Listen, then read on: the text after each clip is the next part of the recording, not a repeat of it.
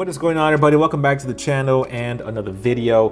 For this particular video, I wanted to review boot mode. I'm getting a lot of questions on Instagram on how to use a dashboard, how to go about it, what does this do, and all these just features that boot mode offers. I want to answer those right here in this video. And if you have a current flash tune running, and if you know this, it may not be a video for you to watch today, but if you want a refresher and see some cool things that I love about boot mode, stick around and we're gonna get right to it. So let's jump right in and get started. Right off the back, the first screen that you see is this, right? Once you log in and create an account, and assuming that your OBD agent is plugged in, either your Wi-Fi agent or you're going straight through an OBD to an Ethernet to your laptop, this is what you will see, right? The VIN number is on the top left. You see the OBD agent is not connected on my end because I'm not connected. I am just streaming it offline to my desktop on my computer. But technically speaking, if you're plugged in correctly, that will not be red. It's gonna be blue, right? And always make sure that you're running on the latest software of your OBD agent. So make sure you hit that green button right there that says update, and just make sure you're running on the current software that boot mode releases. So what we're gonna do now is dive into the menu. If you go to dashboard, which is the next one, you have this, right? I have it set up the dials, which is not my favorite thing, to be quite honest, and I'll show you how to change that right now. But you see a couple of things here, right? Boost pressure, boost pre-throttle, engine speed, knock detected, IADS, and a lot of other things that you can possibly add. And if you want to add more stuff, just click this little add button. It's gonna prompt you a menu, and you can just browse through it and see all the things that you want to add to this dashboard. Same thing for the mobile phone. If you want to see this on your phone, same concept, right? So let's go back to menu and hit data logs. One of the cool things I love about boot mode is that you can data log, right? And these are all the logs that I've done before. Whenever I install a part, I always data log, and I connect with pro tuning freaks and they give me some feedback and I send them my data log. So this is really, really important because you can really see just the life and function of your car, right? And again, one cool thing about boot mode, another cool thing about boot mode is that it saves it all. I have things here running from, and I have quite a few of them, from last year up to this year, and I believe the last test I did was because I saw some sort of fuel ignition timing that was slipping, and I wanted to record it and send it to Pro Tuning Freaks, and they recommended some stuff. So all that to say though is that this is a very, very important page right here for all of us flash tuners out there. So if you click on the top right, you see the gear icon, and this is where you can adjust those dials to look a little different.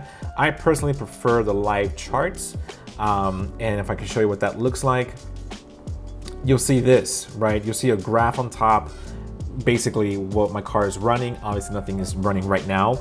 And on the bottom, you'll see just the graphs flash over here to the right. Things will be different if I actually had it plugged into the car and running, but for the purposes of this video, I am offline and I want to show you what this looks like. So this is my preferred just view of how the dashboard looks like on my phone when I'm driving. So let's go ahead and go back to Diagnostics. This is where a lot of us will be probably spending most of our time reading, diagnostics, error codes, and as I'm building my car and adding parts and doing all these things, from time to time you may get error codes that flash up. Nothing to be alarmed, but just make sure you always read, screenshot, and keep a record of every diagnostic error code that comes up. And as you're running the car, driving or whatever, you can just read the codes and it'll tell you what's going on. So I love this feature as well as boot mode. It's one of the perks that I love about them. It's that diagnostic error reader, and you can clear them, you can read them and just save them. So that's a really cool thing, guys. The Learn Adaptations Reset, it's a really cool thing to have because for me personally, whenever I install something new to the car, I always hit that reset because my car now has to adjust to the new part, whether it be a charge pipe, an oil change, spark plugs, anything that I add to the car, I'm always here resetting it to make sure that my car can adapt from the beginning just to the new part that was added. So that's a really cool feature.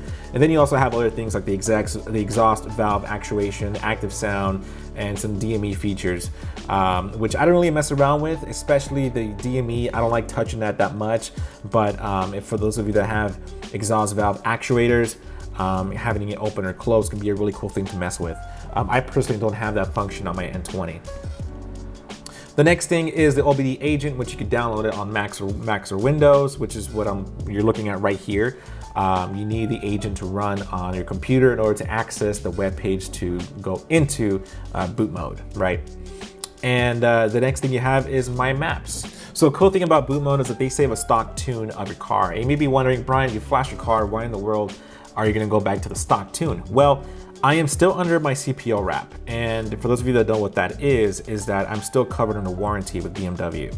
If anything gets damaged or wrong or something malfunctions, I take it to the dealer still and they fix my car. And they may be mod friendly. You know, I get a lot of hate in the comments because people are like, bro, even if you go stock, they can still catch it. Well, I've gotten my car serviced quite a few times and repaired, parts repaired, and they haven't caught my flash tune yet. They don't say anything about it. So, you know, I don't know what to say about that, but I like going back to the stock tune and taking it to the dealer like that. And maybe they like that and they still repair my car. So all that to say though is that boot mode saves your stock tune for cases like that. And it also gives you the option to lock your DME after you flash back to the stock tune. And the rest are various tunes that I have flashed, you know, making adjustments like the GTS Roar or some verbal settings. But let's dive into my third one, which is my latest flash, which is right here. And in this, I can show you my configuration. So if you guys want to see what my verbal settings looks like, here is a, you know, just a overall look of what that is. My verbal settings are, you know, where they're at right now. I'm pretty comfortable where it's at right now. It's aggressive when I need it to be aggressive, and it's quiet when I need it to be quiet, you know, if a cop is near me or whatever. But I like this setting and it works, and I do want to fine tune it. I have a whole video coming up of, you know, adjusting my verbal settings so it could sound just right. Right now it's a little bit muddy and it just throws off a lot of pops here and there, like too much. So I want to just define the pops now that I have a full catback suite system from AWE, and you know, I just have all the bolt-ons that I wanted. So a video is coming up, rest assured, and if you want to subscribe and see that video, make sure you hit that bell notification because that video is going to come out soon. So let's go back to the settings, the menu settings, and let's go to tune requests.